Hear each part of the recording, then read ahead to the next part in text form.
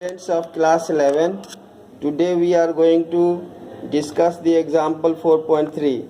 In this case, it is said that a motorboat is racing towards north, means moving towards north at a speed of 25 km per hour, and the water current in that region, the flowing water of the river, is having a speed of 10 km per hour in the direction of 60 degree east of south. Means if we speak about the direction of motorboats, it is moving towards north, and there you see it is moving towards north. But when we talk about the speed of the current of water flowing in river, it is 10 km per hour in the direction of 60 degree east of south. Means this is the direction south, and from south towards east 60 degree towards east, that is the direction of river water. And then we have to find the resultant velocity, and we have to find the resultant velocity of a boat. Boat is having motion in north direction, water is having motion along 60 degree east of south. And then if this is the situation, what will be the real direction, real velocity of the boat? So here what we do is we find the resultant of these two vectors. One vector is the velocity of boat, that is along north. Another vector is velocity of water, that is along vector A as shown in the figure. Then the resultant of these two will be obtained by the relation we have derived earlier, which is known as law of cosines. You will see R is equal to under root A square plus B square plus 2AB cos theta. Here A and B are the magnitudes of vector, and cos and theta is the angle between vector A and B.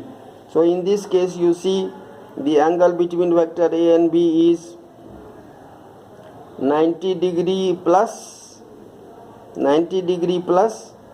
30 degree, because you see the angle between north and south is 90 degree, and since the direction of velocity of water is at 60 degree with this south direction, so it means 30 degrees remaining in that part, and 90 plus 30 means 120. So theta is equal to 120.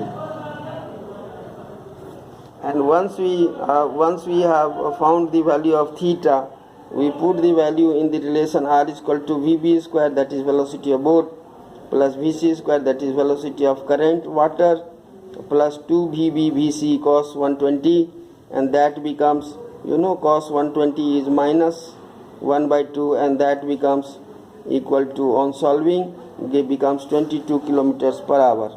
Now the direction, what should be the direction? We have calculated the magnitude of the speed of boat, but what will be the direction of boat, direction of velocity of the boat? So the direction will be obtained by the fact that what angle it makes, the resultant makes with either north or south direction. If phi, it makes phi angle with north direction, then we have from the diagram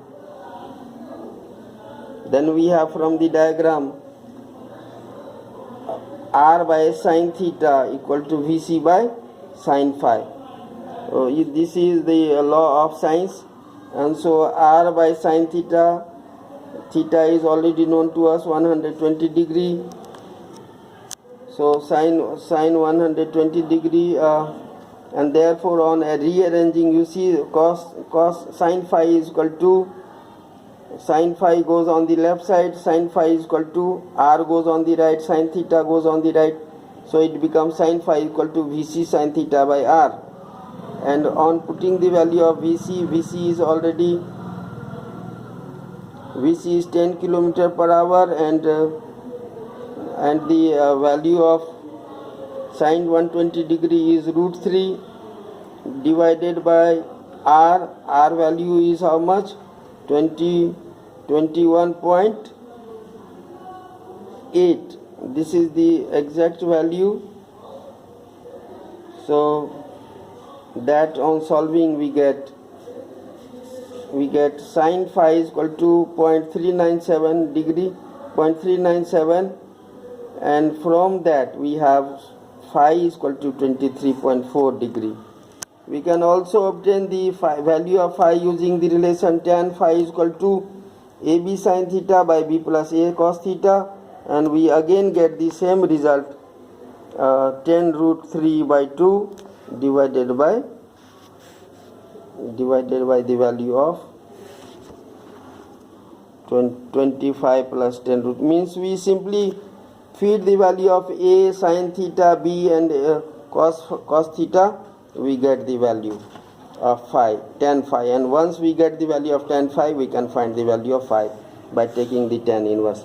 So this is how we calculate the value of the direction and the magnitude of the resultant velocity of boat when boat is moving in some other direction other than the direction of current of water. Thank you and have a nice day.